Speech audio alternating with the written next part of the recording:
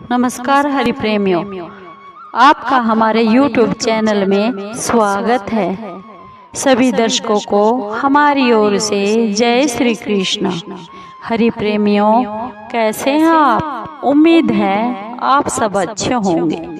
आइए आज की कथा सुनते हैं, आज का प्रसंग सुनते हैं। आज का प्रसंग है माँ तुलसी की संपूर्ण कथा, श्रीमद् भागवत पुराण के महापुराण के अनुसार।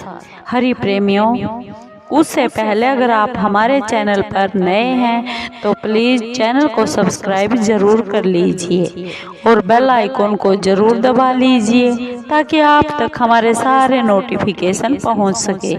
हरि प्रेमियों, आपका एक भी सब्सक्राइब हमारे लिए बेहद मायने रखता है। आइए कथा को शुरू करते हैं। हरि प्रेमियों, तुलसी माँ से जुड़ी हुई एक बहुत ही प्रचलित कथा है। श्रीमद् देवी भागवत महापुराण में इनके अवतरण की बहुत दिव्य लीला बताई गई है। और एक बार भगवान शिव ने अपने तेज को समुद्र में फेंक दिया था। उसे एक महातेजस्वी बालक के रूप में जन्म लिया। यह बालक आगे चलकर जालंधर के नाम से बहुत ही पराक्रमी राक्षस राजा बना। इसकी राजधानी का नाम जालंधर नगरी था। दैत्यराज कालनेमी की कन्या वृंदा का विवाह इसी जालंधर राक्षस से हुआ। जालंधर महादैत्य था।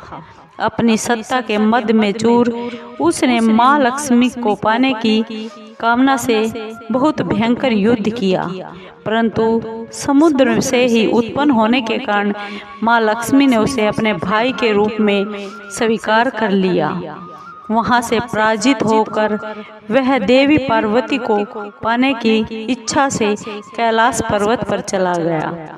भगवान देवाधिदेव शिव का रूप धर कर माँ पार्वती के समीप चला गया, परंतु माँ ने अपने योग बल से उस राक्षस को तुरंत पहचान लिया तथा वहां से माँ पार्वती अंतर्ध्यान हो गई। माँ पार्वती ने क्रोधित होकर सारा वृत्तांत भगवान विष्णु जी को सुना दिया। जालंधर की पत्नी वृंदा अत्यंत पतिव्रता औरत थी। उसी के पतिव्रत धर्म की शक्ति से जालंधर ना तो मारा जाता था और ना ही युद्ध में हारता था। इसीलिए जालंधर का विनाश करने के लिए वृंदा के पतिव्रत धर्म को भंग करना बहुत ही आवश्यक था। इसी कारण भगवान विष्णु ऋषि का भेष बनाकर वो एक वन में जा पहुँचे, जहाँ पर पतिव्रता वृंदा अकेली घूम रही थी। भगवान के साथ दो मायावी राक्षस भी थे, जिनको देखकर वृंदा बहुत ही भयभीत हो गई।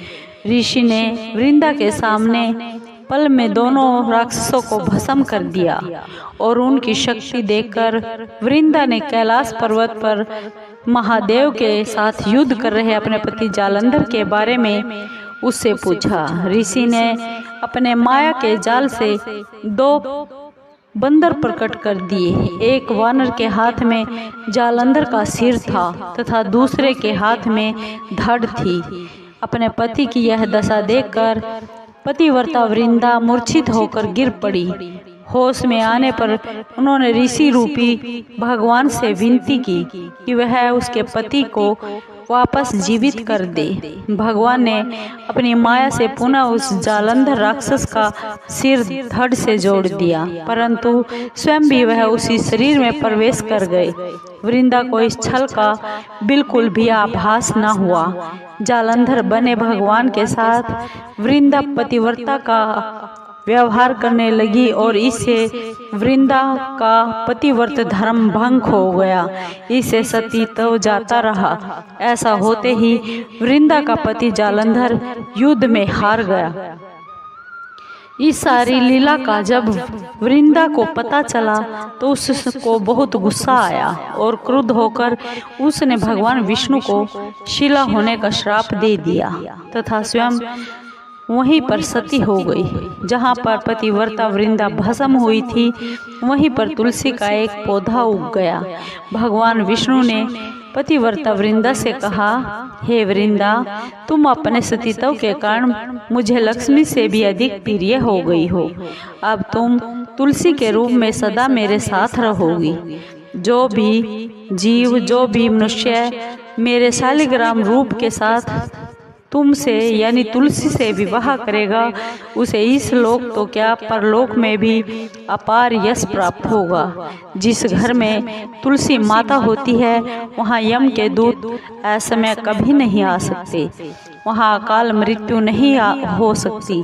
गंगा व नर्मदा के जल में तुलसी तथा स्नान करने से तुलसी का पूजन करने के बराबर है। चाहे मनुष्य कितना भी बड़ा पापी क्यों ना हो, मृत्यु के समय जिसके प्राण में, जिसके मुख में तुलसी की मंजरी सहित तुलसी डाल दिया जाए और गंगा जल मुख में रखकर डाल देते हैं, तो वह सभी पापों से मुक्त होकर वैकुंठ धाम को चला जाता है। जो मनुष्य तुलसी व आंवलों की छाया में अपने पितरों का श्राद्ध करता है, उनके पितृ भी मुक्ति को प्राप्त होते हैं। उसी दैत्य जालंधर की यह भूमि जलंधर नाम से विख्यात हुई। सती पतिव्रता वृंदा का मंदिर मोहल्ला कोट किशनगंज में स्थित है। कहते हैं इस स्थान पर एक प्राचीन गुफा थी जो सीधी हरिद्वार तक जाती थी। सच्चे मन से 40 दिन तक पतिव्रता सती वृंदा के मंदिर में पूजा करने से सभी मनोकामना पूर्ण होती है। हरि प्रेमियों, आपको ये माँ तुलसी की कथा कैसी लगी? अगर आपको अच्छी लगी हो तो प्लीज़ चैनल को सब्सक्राइब कीजिए, लाइक कीजिए, शेयर कीजिए और कमेंट ज़रूर कीजिए।